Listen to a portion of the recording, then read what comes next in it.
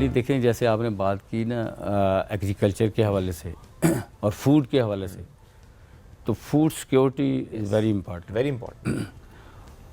मैं तो कहता हूँ कि किसी भी सिक्योरिटी से ज़्यादा इंपॉर्टेंट, क्योंकि आपने 3 टाइम आपको खाना चाहिए। सही बात है। और उसी तरह से फिर आपने अपने उस सेक्टर को कंट्री लेवल पे लेके जाएं या फैमिली में या ओवरऑल कोई प्रिवेंशन लेवल पे आपने उसको आगे लेके चलना है।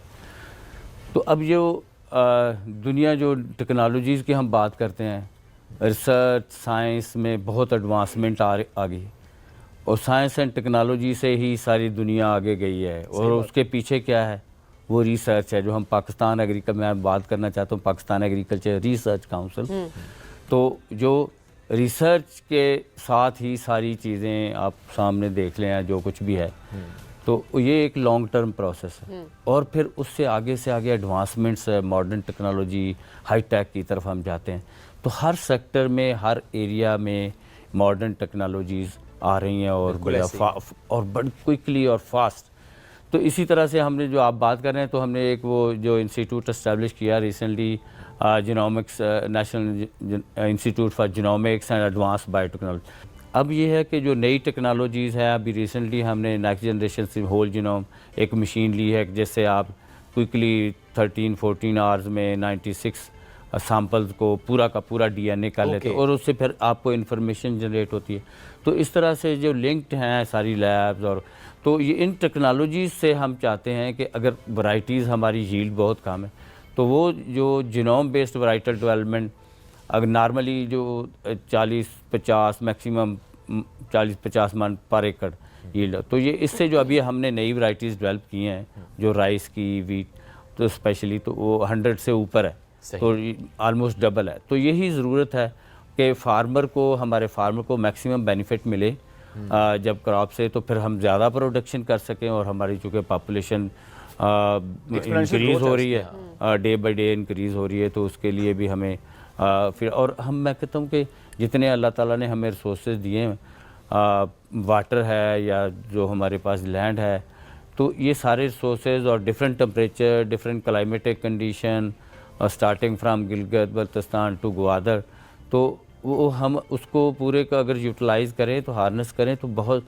हम एक्सपोर्ट में बहुत ज़्यादा आगे जा सकते हैं, ना कि सिर्फ अपनी ज़रूरियात पूरी करने के, एक्सपोर्ट में भी जा सकते हैं। तो इसीलिए जो अभी प्राइम मिनिस्टर साहब ने एक तो वो जीनोमिक्स इंस्टीट्यूट का इनागुरल, और फिर एरोपोनिक फैसिलिटी अभी पाकिस्तान में फर्स्ट फैसिलिटी हमने इंट्रोड्यूस की है। अच्छा। जो पोटैटो सीड प्रोडक्शन के हवाले से, पोटैटो ज़्यादा हम यही था कि हॉलैंड से हर साल हम 5-6 बिलियन का पोटैटो जो सीड है वो इंपोर्ट करते हैं, जो हमारी 1% रिक्वायरमेंट पूरी करता है।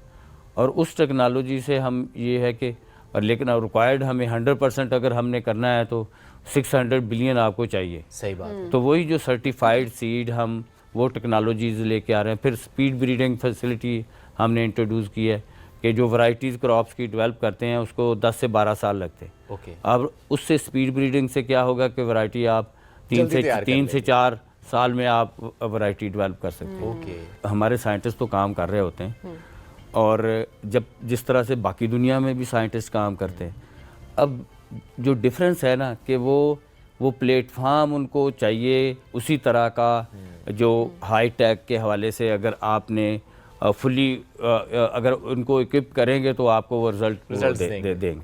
तो अभी जिस तरह से है, हमने जो इंसेक्ट के हवाले से डिजिटल सिस्टम है, और दूसरी जो पेस्टिसाइड के हवाले से जो हमारे पास फैसिलिटी, नए इक्विपमेंट, और तो वो सारी के सारी इस तरह से हमने चूँकि मॉडर्नाइज करें, तो विदिन 3-4 ईयर मैक्सिमम, मेरे ख्याल में 2-3 साल में हम वो काफ़ी सारी चीज़ों को आगे लगे। जैसे मैं अभी बताया कि हमने जो राइस की वैरायटीज़, हमने 8 वैरायटीज़ डेवलप की हैं। अब वो तकरीबन 22 बिलियन का हम सीड मंगवा रहे हैं हर साल, राइस का, चाइना से और इधर उधर से।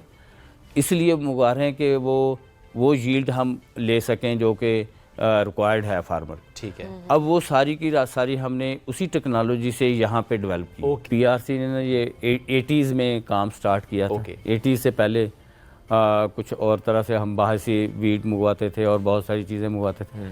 तो 80s में जो इंट्रोड्यूस की वैरायटीज़, और उस वक़्त क्या यील्ड थी या 10-20 मन और इस तरह से यील्ड होती थी।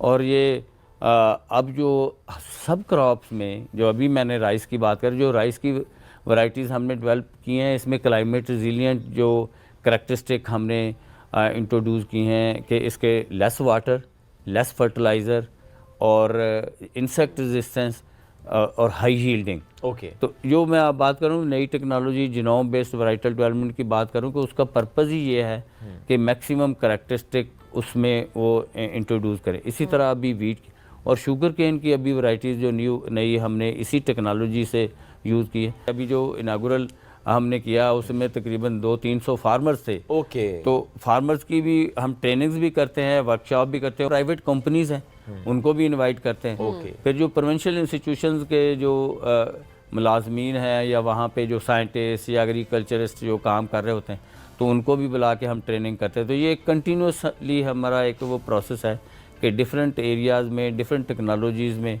और जो मुख्तलिफ़ किस्म के जो टीयर्स हैं या यानी कि फार्मर, साइंटिस्ट और इन सब को बुला के हम, और इवन यूनिवर्सिटी के स्टूडेंट, अब हमारा जो ये इसी जीनोमिक्स इंस्टीट्यूट में तकरीबन 200 से ज़्यादा स्टूडेंट काम कर रहे हैं, ताकि उनकी कैपेसिटी बिल्डिंग और ट्रेनिंग इन हाई टेक्नोलॉजी में और उससे फिर वो आगे जाके फिर